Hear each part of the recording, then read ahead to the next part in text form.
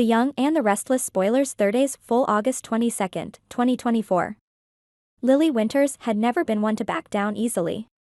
Her journey at Chancellor Industries had been marked by hard work, dedication, and a deep sense of loyalty to the company and to Billy Abbott, the man she had worked closely with and, at one point, cared deeply for. So when Billy made the abrupt decision to fire her, it wasn't just a professional blow, it felt personal. Billy, however, was resolute. The recent events and Lily's perceived disloyalty had left him with no other choice. His decision was final, and he wasn't about to let anyone challenge it, not even Lily. But Lily wasn't ready to leave without a fight. She felt that she had earned her place at Chancellor Industries, and more importantly, she believed that she could still make a difference there. Her loyalty was to the company, to the work she had done, and she wasn't about to walk away without proving that she was still the best person for the job. The tension between them was palpable as Lily stood before Billy in his office, her eyes flashing with determination. "You can't just throw me out, Billy," she argued, her voice steady but laced with emotion. "I've been here, through everything. I've stood by you, even when things got tough. I deserve a chance to prove myself." Billy leaned back in his chair, his expression unreadable. He had anticipated this confrontation. In fact, he had been dreading it.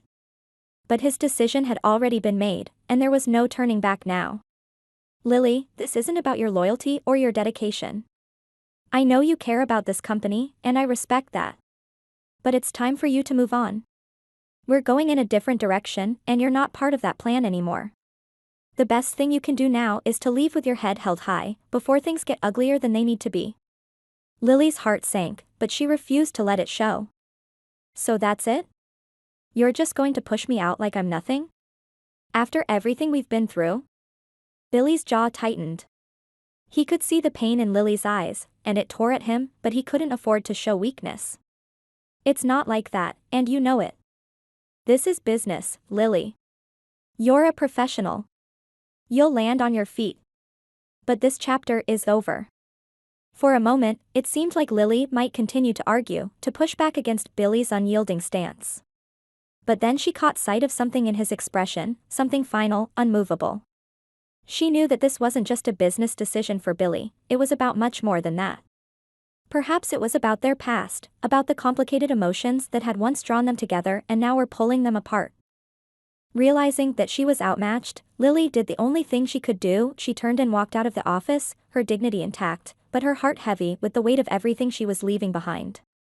Outside the office, Sally Spectra lingered in the shadows, having overheard the tense exchange. She had been waiting for a chance to speak with Billy, to see how he was handling things, and to gauge where they stood as they moved forward.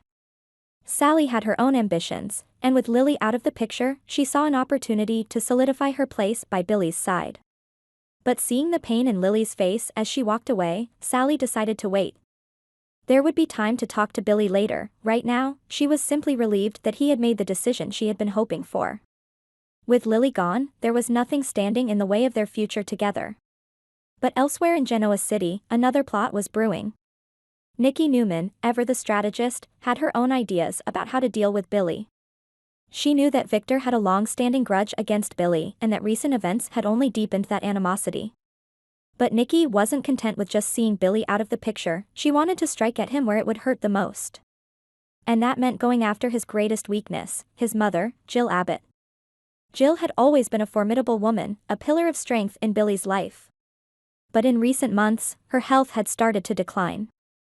Nikki saw an opportunity in this, a way to manipulate the situation to her advantage. She suggested to Victor that they use Jill's vulnerability to push Billy over the edge, to make him abandon everything he was working on at Chancellor Industries. If Billy thought his mother's health was in serious danger, he would drop everything to be by her side, leaving the company and any ambitions he had there behind. Victor, however, was taken aback by Nikki's ruthlessness. He had always been a man who played the game hard, but even he had limits. Jill was a respected figure, and despite their differences, Victor had no intention of exploiting her frailty for his gain. He told Nikki in no uncertain terms that they would not be going down that path. There were lines he wasn't willing to cross, and this was one of them. As the legal battle over Harrison's custody dragged on, Summer Newman found herself grappling with a growing sense of doubt. What had once seemed like a clear path, a fight for the well-being of a child she had come to love, was now shrouded in uncertainty. Summer had always been strong-willed, driven by her convictions, but this time, the stakes were higher, and the questions more complex. She began to wonder, was she truly ready to take on the lifelong responsibility of raising Harrison? And more importantly, would her love for him withstand the challenges that lay ahead? The thought weighed heavily on her. Harrison wasn't just any child, he was Kyle's son from a previous relationship. As much as she adored him, Summer couldn't shake the fear that her feelings might change if she had children of her own. Would she still be able to love Harrison as her own, or would he become a reminder of a past she wasn't part of? The more she thought about it, the more uncertain she became. Summer's doubts were compounded by the voices of those around her, friends, family, and even her own inner conscience, who urged her to reconsider. They reminded her that life was unpredictable, and that her current path might lead to unforeseen complications. Did she really want to tie her future to a custody battle that could change her life in ways she wasn't prepared for? As these thoughts churned in her mind, Summer began to see the situation from a different perspective. Perhaps the best thing for Harrison was to be with his biological father, Kyle, who loved him deeply and could provide the stability he needed. Perhaps it was time for her to step back, to let go of the fight, and to focus on her own future, a future that might not include raising someone else's child. It wasn't an easy decision. Summer had invested so much emotionally into this battle, and walking away felt like a betrayal, not just to Harrison, but to herself.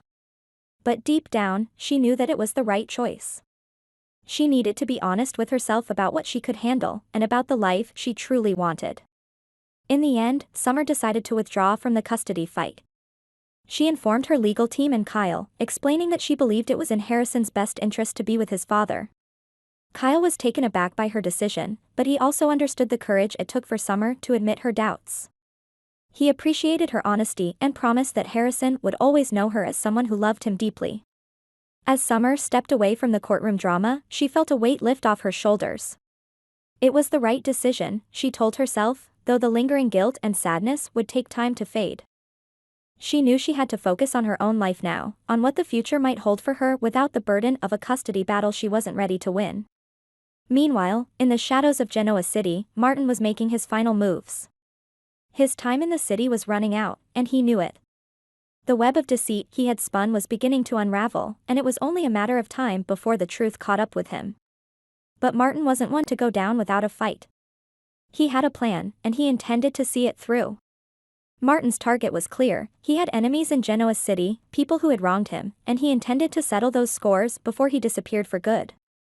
The question of who his enemies were lingered, but those who knew Martin, or rather, those who had crossed paths with him in his various guises, would be wise to watch their backs. The stakes were high, and Martin was desperate. He had come to Genoa with a mission, and though things hadn't gone exactly as planned, he wasn't about to leave without accomplishing what he had set out to do. Whether it was revenge, money, or something else entirely, Martin's true motives remained shrouded in mystery. But one thing was certain, before he left Genoa City, there would be fallout. As the pieces of his plan fell into place, Martin moved quickly, knowing that every second counted. He had come too far to fail now, and though the walls were closing in, he was determined to go out on his own terms. The clock was ticking, and with each passing moment, Genoa City edged closer to the reckoning Martin had orchestrated. Summer's decision to step back from the custody battle marked a turning point for her, a moment of clarity in the midst of chaos. But for Martin, it was just another reminder that time was of the essence.